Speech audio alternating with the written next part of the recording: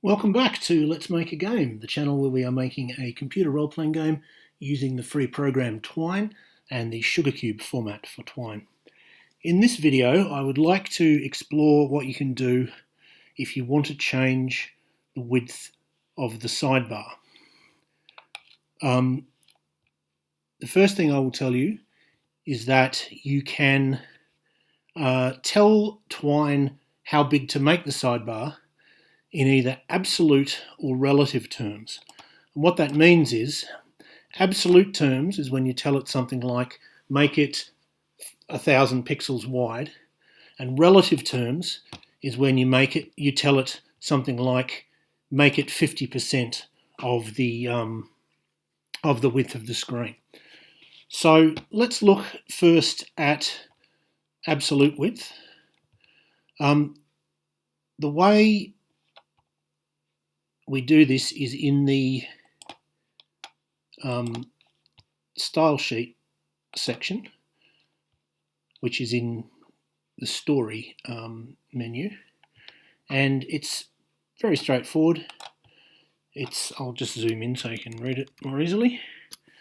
Hashtag UI minus BAR, which tells it that we're talking about the sidebar, basically.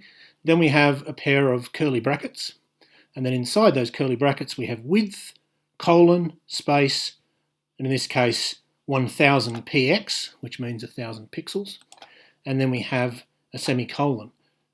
Now, if you've only got one command inside a given set of curly brackets, you don't need the semicolon. You only need a semicolon if you've got more than one. So for example, if I had something down here to tell the computer that I wanted the sidebar to have a particular background picture or something like that.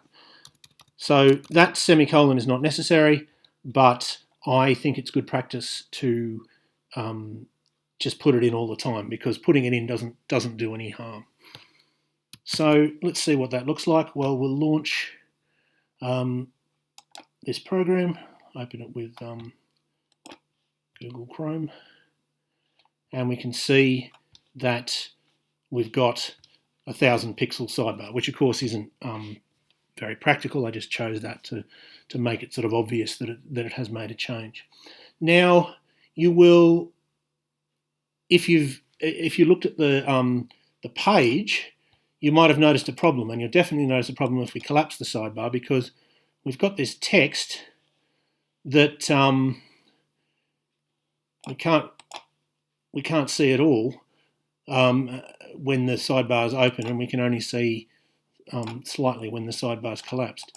And the reason for that is that the changing the sidebar doesn't automatically adjust the margins. So what we need to do, if we want to avoid oops, sorry, I shouldn't have put a hashtag. What we need to do if we want to avoid covering the text is something like this.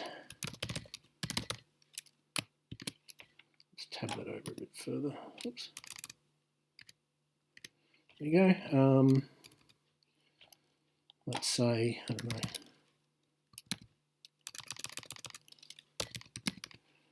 let's give that a go.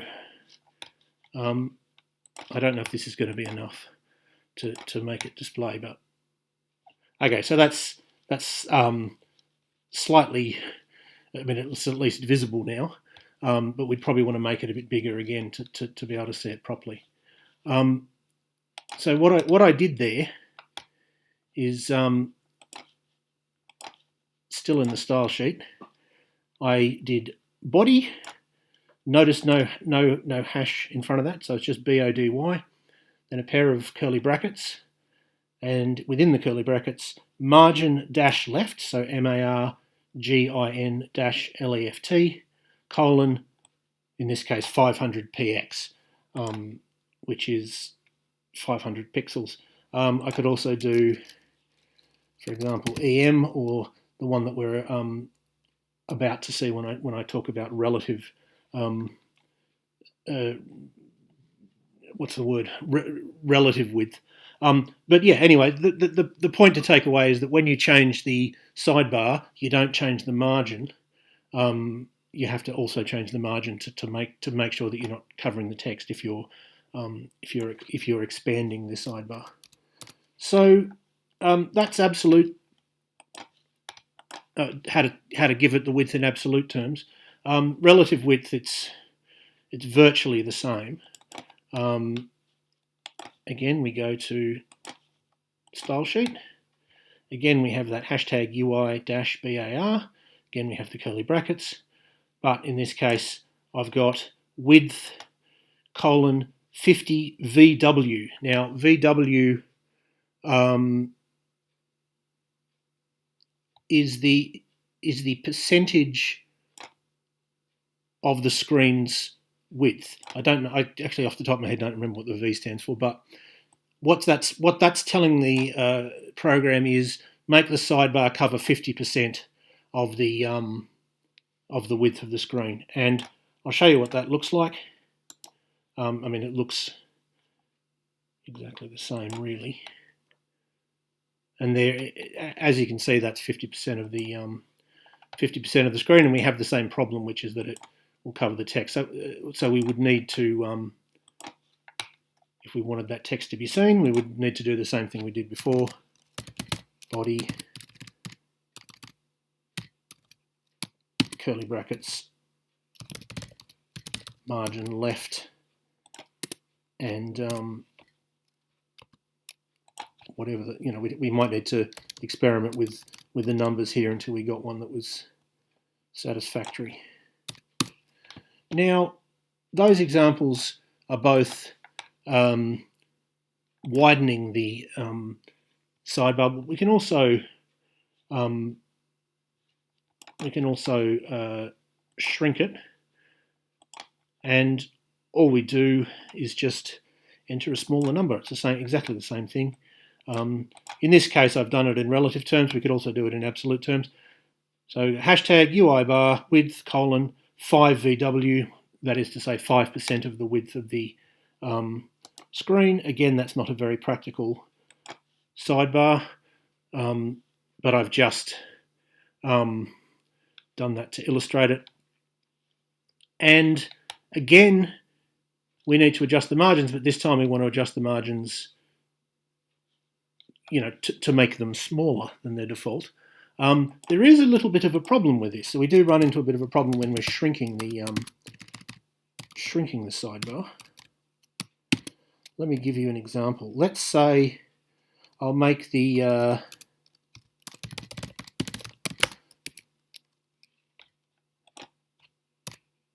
10 pixels, right? That's a tiny amount.